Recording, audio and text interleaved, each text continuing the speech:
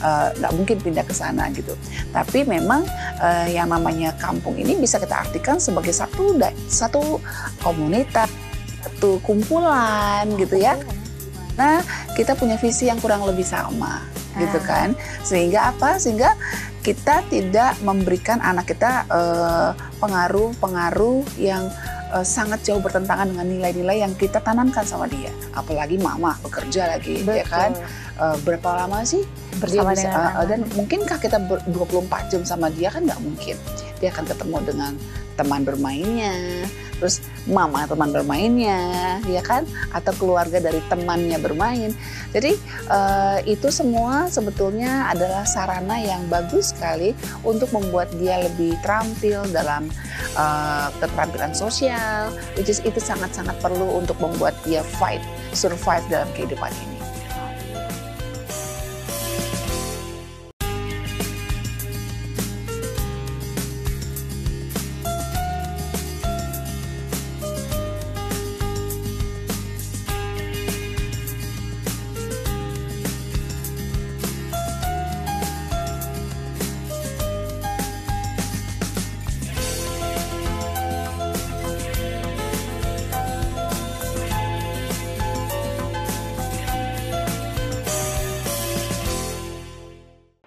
Shalom pemirsa Hope Channel, dimanapun Anda berada, kita bertemu kembali dalam program Love Your Child. Satu program yang mengajak kita untuk mendidik dan mengasihi anak-anak menjadikan generasi yang lebih baik.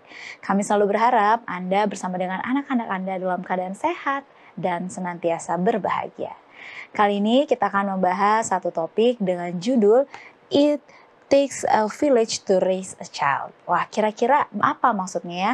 Dibutuhkan satu village ini kalau secara terjemahan bebas nih desa nih untuk kampung ya kan, kampung untuk membesarkan seorang anak. Nah, kita akan membahasnya ini maksudnya apa? Dan kita akan membahas bersama dengan narasumber yang telah hadir yaitu Ibu Helena Valentina. Beliau merupakan psikolog dan praktisi pendidikan. Shalom Ibu Helena. Shalom Eva. Apa kabar? Sudah lama kita tidak berjumpa. Saya kangen banget ya. Pasti pemirsa juga kangen banget ingin mendengar apa lagi nih ya pelajaran yang bisa kita pelajari bersama-sama. Ya, itulah karena habis keliling-keliling kampung jadi perlu waktu ya. Betul dia. Dan ini ngomongin soal butuh kampung lah, village untuk membesarkan seorang anak. Ini maksudnya apa kita dari kota pindah ke kampung atau bagaimana nih Bu Helena? Di kota juga ada kampung loh. Nah. Jadi kalau bicara soal kampung di sini sebenarnya bukan fokus pada kampung dalam arti fisik ya, artinya rumah-rumah kumpulan dari bangunan-bangunan gitu ya, atau suasana desa, bukan begitu sih sebenarnya. Yang saya maksudkan di sini adalah kampung dalam arti kehidupan gitu, kehidupan dari masyarakat, kehidupan dari satu komunitas, bahwa satu anak membutuhkan perhatian, interaksi, komunikasi, bahkan juga kasih sayang dari banyak tangan yang ada di sekitar dia. Dan dia membutuhkan peran yang bukan cuma mama dan papa saja. Dia membutuhkan sosok kakek, sosok nenek, dan sosok tante, sosok kakak, dan banyak sosok-sosok lain yang bisa membuat dia bertumbuh semakin besar, semakin bijak, semakin bertanggung jawab, dan seterusnya. Berarti butuh satu komunitas ini ya, dengan kata lain ya, kampung di sini komunitas. Tapi akan jadi pertanyaan, memangnya kenapa kalau yang membesarkan tuh hanya mama dan papa aja? Apalagi masalahnya di mana? Iya, masalahnya di mana? Apalagi mungkin kayak saya gini ya, Bu Helena, orang tua baru gitu, mungkin lagi senengnya untuk mendidik anak, udahlah kita aja, ada apa dengan orang itu, memang alasannya ada apa buat? Yang paling utama sebetulnya kita perlu ingat bahwa anak ini kan tidak akan hidup bertiga aja, mama papa dia doang seumur hidup kan.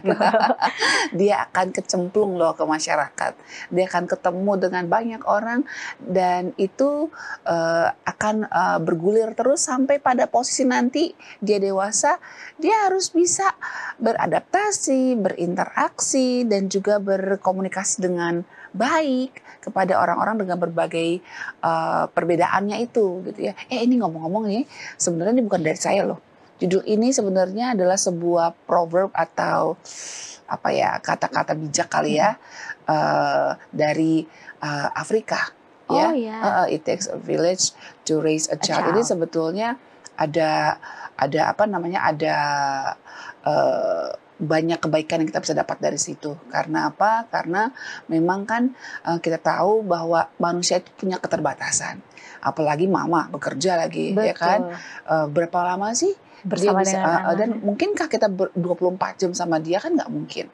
Dia akan ketemu dengan teman bermainnya, terus mama teman bermainnya, ya kan? Atau keluarga dari temannya bermain. Jadi itu semua sebetulnya adalah sarana yang bagus sekali untuk membuat dia lebih terampil dalam keterampilan sosial, which is itu sangat-sangat perlu untuk membuat dia survive dalam kehidupan ini. Oh, jadi ini satu alasan yang penting bagi Hmm. orang tua, karena ini betul juga alasannya tadi yang saya dapatkan adalah anak ini nggak selamanya hidup dengan kita saja ya sebagai orang tua, tapi Iya. dia akan lebih banyak bersosial dengan banyak orang. Bagaimana dia tahu memperlakukan orang yang sudah tua kalau dia nggak pernah ketemu sama oma dan opa? Ya, Iya kan? Oke, oma-opanya sudah meninggal. Ada loh oma-opa yang lain di gereja. Gitu betul, kan? betul.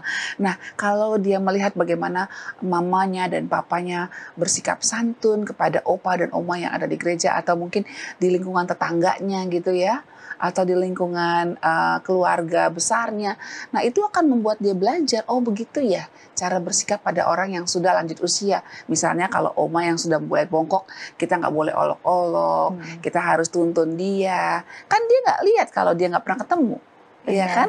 Nah, ketika dia lihat, oh si mamaku rupanya langsung tanggap ya ketika ada oma-oma yang jalannya bongkok, dia tuntun gitu. Nah, waktu mamanya sudah tua nanti, dia juga akan lakukan hal yang sama. Kan itu pelajaran buat dia. Karena nggak selamanya pelajaran itu hanya teori saja ya, Bu Hel. Yes, dan justru sebetulnya praktek dan apa kejadian yang dia lihat lebih membekas dan mungkin terbawa terus sampai seumur hidup dia. Wah, nah mungkin ini akan menjadi satu pelajaran yang luar biasa bagi kita. Yes. Mengenai it takes a village, maksudnya adalah ternyata butuh komunitas atau kampung ya dibilang ya. Karena kita akan pelajari kira-kira kampung yang seperti apa yang bisa menjadi kriterianya. Itu sebabnya memang saya sangat terinspirasi dengan bagaimana Ibu Elizabeth dan juga Bapak Zakaria ketika membesarkan Yohanes Pembaptis, ya kan? Dia tahu nih bahwa di tempat dia hidup ini nggak bagus buat anaknya bertumbuh. Apalagi malaikat sudah berbicara kepada Zakaria dan juga Zakaria berbicara kepada istrinya, ya kan, bahwa ini anak ini punya misi loh. Ya, Tuhan sudah siapkan misi untuk menjadi sosok tertentu, sosok yang besar, memang perlu pengorbanan, perlu menyiapkan lingkungannya, ya kan, komunitas yang sehat buat dia, supaya apa? Dia sehat secara jasmani dan rohaninya gitu. Karena anak ini memang punya tanggung jawab besar di kemudian hari. Nah, dia pindah deh. Ya, dia pindah dari tempat yang dia tahu banyak sekali kejahatan di situ barangkali ya, dari kota besar dia pindah ke tempat yang lebih kecil di mana dia bisa mengajarkan banyak hal gitu, dengan lingkungan yang mungkin juga lebih homogen, dalam arti homogen dalam visi ya. Oke, berbeda suku, berbeda agama nggak masalah, tapi kalau ketika visi sama, bahwa kita perlu menjadi orang tua yang jujur, kita perlu menjadi orang tua yang penuh damai, cinta damai, yang tidak membalas kejahatan dengan kejahatan. Nah, itu satu visi loh. Itu bisa jadi kampung yang bagus sekali buat anak kita. Nah, kalau di gereja saya pikir itu sangat-sangat bisa digunakan gitu. Jadi sebenarnya saya sangat ingin agar banyak gereja membayangkan bahwa ini adalah kampung mereka. Nah, jadi ini yang perlu kita pahami bersama-sama. Mengapa gereja disebut kampung yang bisa dikatakan nggak disebut kampung sih, maksudnya diharapkan menjadi kampung yang bisa menjadi tempat pemberi bertumbuh, pengaruh, tempat bertumbuh buat anak-anak yang masih kecil, remaja, bahkan sampai mereka dewasa. Nah, kita akan membahasnya, dan pemirsa tetaplah bersama kami di Love Your Child.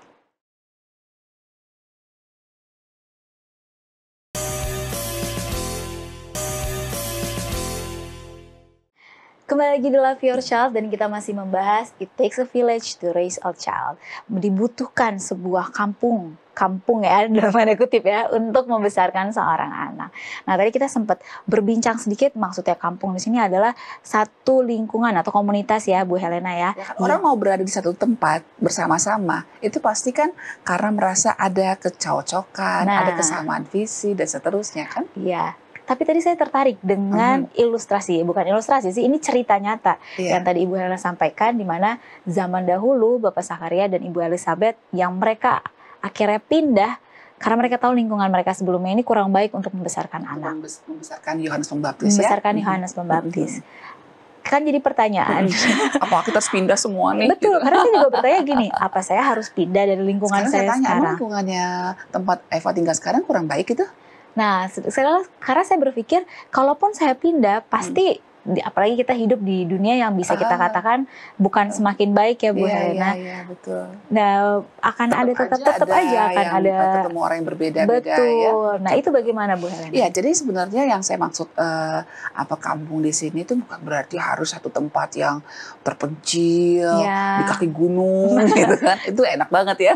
Tapi kan kita tahu lah, kita juga punya tugas hidup sebagai Eva, sebagai pelayan dalam dunia media massa gitu kan, melayani masyarakat kan, nggak mungkin pindah ke sana gitu.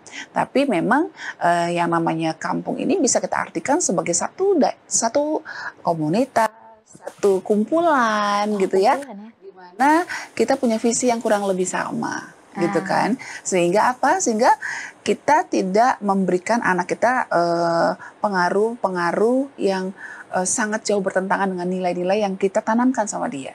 Kan kita tahu ya bahwa kita ini punya nilai yang berbeda-beda antara keluarga lepas keluarga kan. Betul. Gitu ya. Ada keluarga-keluarga yang menganggap bahwa kita harus menolak orang yang berbeda agama. Ada kayak gitu kan. Ada juga yang menganggap bahwa kita harus merangkul semua karena dunia ini harusnya adalah dunia yang penuh kasih kan gitu kan. Antara setiap orang harusnya kita memandang ciptaan Tuhan yang perlu kita cintai sama seperti Tuhan sudah mencintai kita kan gitu kan. Nah, beda-beda nih. Nah, jadi kalau kita memang berada di satu komunitas yang ya kita sudah berusaha lah supaya bisa satu visi atau paling tidak nggak terlalu jauh jomplang visinya, ya kan? Kalau kita cinta damai tapi orang-orang yang mempengaruhi anak kita selalu ngajakin berantem terus, kan kita kan bisa kalah gitu, karena pengaruh buruk biasanya lebih mudah ya, dibandingkan pengaruh baik kan begitu. Nah, jadi memang kalaupun kita berada di lingkungan yang seperti itu, kita bisa cari komunitas juga. Jadi untuk menyeimbangkan gitu kan. Jadi kalau di rumah kan mungkin kita bisa berbakti pagi dan petang di mana kita bisa menitipkan nilai-nilai. Ya pada saat kita jalan-jalan kita juga sampaikan nilai-nilai, pengaruh-pengaruh itu kan penting buat anak kita. Nah, jadi kalau ketemu di lingkungan komunitas tetangga yang ada yang berbeda, anak kan bertanya, "Ma, kok dia ngajar begini, Ma? Kok temanku malah bilang katanya nggak apa-apa mencuri, yang penting buat kebaikan," gitu. Kan gitu kan. Terus kita bisa jelaskan. Nah, kan pengaruh dari kita ini mungkin akan lebih lengkap ketika dia mungkin bertemu dengan komunitas di gereja kah, gitu, atau komunitas keluarga atau komunitas persahabatan bisa juga sih.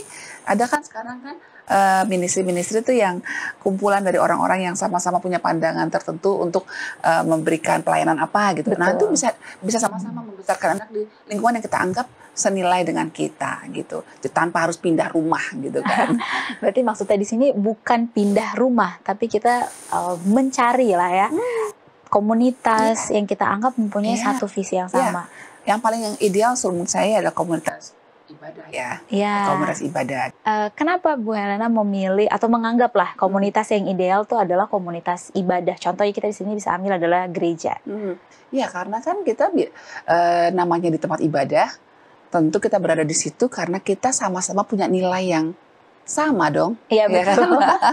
Karena kan iman kita kan mengajarkan kita banyak hal. Maksud saya apa yang kita imani itu kan tentu kurang lebih sama, makanya kita ada di tempat yang sama untuk beribadah kan. Benar gitu ya. sekali. Jadi kalau di satu keluarga yang ada di gereja itu sudah punya tekad bahwa kita tidak boleh membalas kejahatan dengan kejahatan, mestinya keluarga yang lain juga seperti itu kan. Gitu kan. Iya. Jadi kita akan lebih akan lebih safe lah untuk membawa anak-anak kita bertumbuh di lingkungan seperti itu.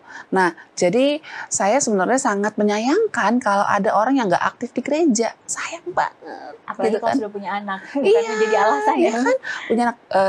Tapi kan saya sudah ke gereja, Iya. betul. Nah, pulang gereja itu kalau di gereja saya ya, itu masih ada kegiatan Betul. di mana yang ngajar anak kita adalah ada om ini, ada tante itu, yang sini mengajarkan tentang kepahaman apa, yang sini mengajarkan tentang cara cara berbicara yang baik. Wah, seru banget gitu. Jadi banyak pengaruh-pengaruh yang baik yang dapat diperoleh oleh anak ini ketika dia berada di rumah Tuhan atau di rumah ibadah lah ya. Di rumah ibadah yang memiliki keluarga-keluarga yang kurang lebih sama visinya. Wah, dan ini salah satu alasan mengapa kita diminta ya sebagai orang tua untuk aktif juga membawa anak-anak kita aktif.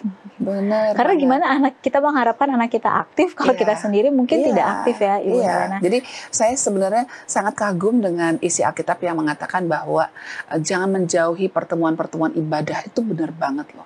Benar banget, karena selain orang tuanya juga mendapat siraman rohani, nah anak-anak ini juga mendapat pengaruh-pengaruh dari orang-orang tua yang ada di kumpulan itu. Kan gitu kan. Oke, mamaku sabar. Ada orang yang sebenarnya dia sabar tapi suaranya keras gitu kan. Tapi baik loh. Nah, dia jadi punya koleksi di kepalanya itu bahwa orang yang bersuara keras belum tentu orangnya jahat gitu kan. Itu ternyata baik juga. Dan kita bisa punya kesempatan untuk berinteraksi dengan berbagai aneka ragam orang. Dan anak kita punya pengalaman yang kaya sekali. Nih orang kaya begini kan bisa jadi pemimpin kemudian hari. Karena dia sudah terbiasa bertemu dengan orang-orang dari berbagai suku, dengan berbagai latar belakang ekonomi, ya kan, belum lagi usianya juga berbeda-beda. Keren sekali loh. Jadi sayang sekali kalau kita jarang ke gereja, ya, jarang ke rumah ibadah dan tidak menikmati persekutuan yang indah di dalam rumah ibadah itu. Nah, kita masih akan membahasnya, Bu Helena. Bagaimana sikap kita ketika kita membawa anak kita, ini sekarang kita udah dalam satu village yang sama nih, membawa anak kita ke dalam komunitas, kita bilang lah di sini langsung aja, komunitas ibadah, gereja. Norma yang seperti apa, budaya atau hal yang seperti apa yang harus kita tanamkan kepada anak-anak, dan pemirsa, kita akan membahasnya. Tetaplah bersama kami di Love Your Child.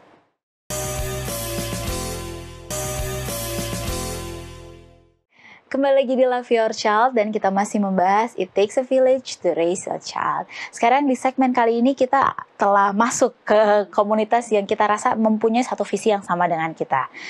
Ternyata nggak cuma berhenti memilih komunitas yang tepat. Perlu dong kita tahu bagaimana kita masuk ke komunitas.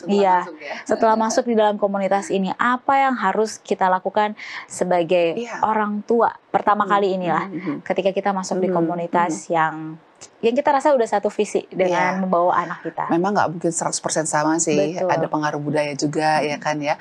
Tapi kita perlu ketahui bahwa rambut sama hitam, tapi tetap saja yang namanya hati tetap bisa berbeda gitu kan.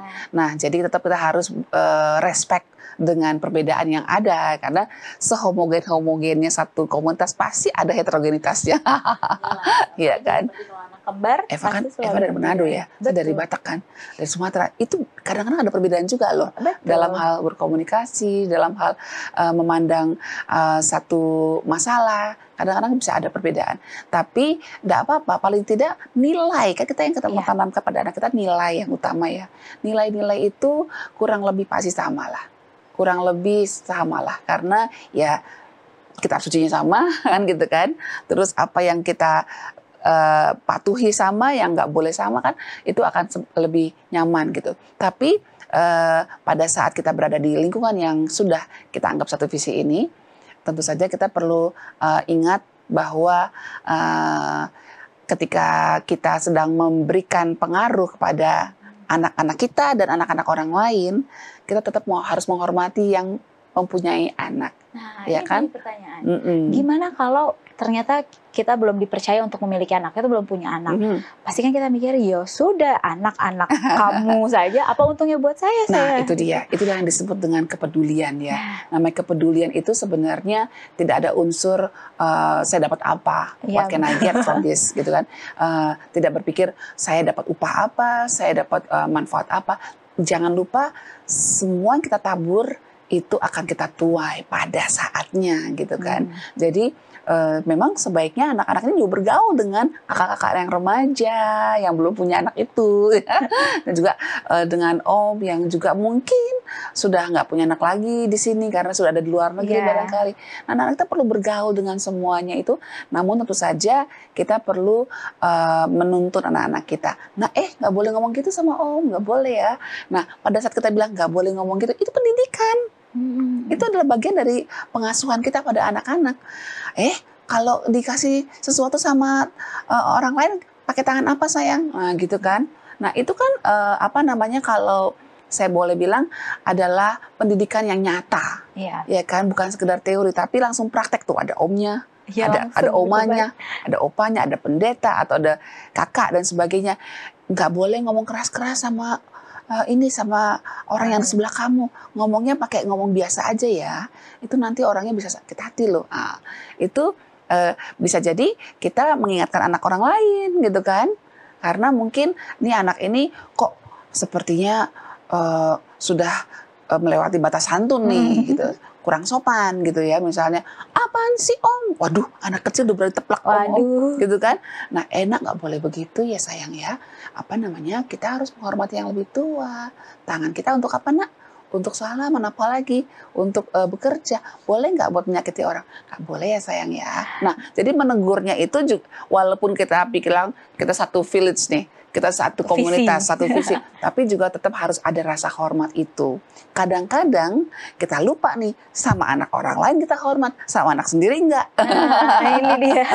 Ya kan, anak orang lain ngomongnya lemah lembut, jangan ya nak, gitu mereka, nggak boleh ngomong gitu ya. Wah, itu kan it's not fair. Jadi ya memang respect itu harus disebarkan dimanapun kita berada, ya di rumah, di tempat komunitas di mana banyak anak orang lain, juga di situ kita bisa menunjukkan pada anak kita, mama akan sopan pada anak orang lain, juga mama akan sopan pada anak mama, gitu. Nah, ini dia mengenai sopan santun. Terkadang, ya namanya tadi seperti yang Ibu Hana katakan, kita pun boleh untuk menegur orang lain, anak atau orang lain lah ya. Tapi ketika anak kita ditegur, mungkin kita rasa kayak, aduh, anak-anak saya yang didik. Itu ada rasa sakit hati. Ini gimana, Bu Helena? Secara alami memang biasanya yang namanya mama lebih gampang tersinggung ketika anaknya disentuh atau ditegur atau ditunjukkan kesalahannya gitu ya. Nah, itu perlu memang sikap kedua belah pihak yang selalu ingat akan tujuan kita gitu ya. Jadi yang menegur juga sebaiknya dengan bahasa yang sopan, dan sebaiknya malah sampaikan kepada orang tuanya, sis, tadi aku tegur lo anaknya. Iya, pinter. Nah, jadi kalau mau negur, mau ngasih tahu bahwa kita harus negur, kita sebaiknya kasih tahu sisi positifnya dulu. Ini caranya ya pemirsa. Yang pertama, tunjukkan sisi positifnya dulu. Jadi jangan langsung bilang, anak kamu tuh bawel, bandel, brengsek. Waduh. Kalau kayak begitu orang tua sakit hati, nggak mau datang lagi deh gitu kan. Ya udahlah kalau kayak gitu kan. Tapi kita sampaikan bahwa anakmu tuh aktif banget loh, sehat banget. Makan apa sih? Luar biasa gitu kan. Cuma tadi itu Pak Pendeta diteplok begitu loh. Iya kan? Jadi aku minta maaf nih, tadi aku tegur pelan-pelan sama dia. Jangan marah ya. Oh, nggak apa-apa, malah seneng saya. Makan gitu kan. Karena udah dikasih tahu nih apa kelebihan anaknya. Artinya itu kan membuat dia merasa secure bahwa anak saya itu tidak sedang dizolimi, tapi anak saya sedang disayangi, gitu kan. Karena apa? Yang menegur ini tahu loh kelebihan anak saya. Bukan hanya yang keburukan yang negatifnya aja ya. Dia tahu loh kelebihan anak saya, dan dia tahu loh bahwa mana yang boleh dan nggak boleh, sehingga dia pengen supaya anak kita nih bisa lebih baik dari sebelumnya. Seperti itu. Wah, di waktu yang terakhir ini Bu Helena mungkin bisa langsung kasih kesimpulan, masukan atau dorongan kepada pemirsa mengenai It Takes a Village to Raise a Child. Ya, jadi sebagai warga masyarakat.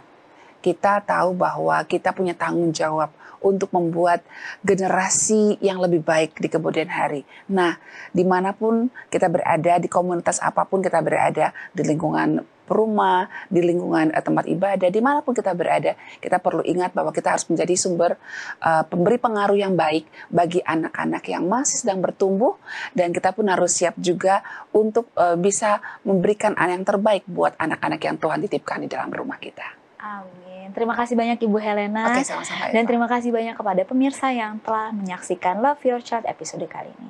Tetap kita mempunyai, yang paling penting adalah kita tentukan dulu visi apa yang mau kita buat di dalam keluarga kita untuk membesarkan anak-anak kita.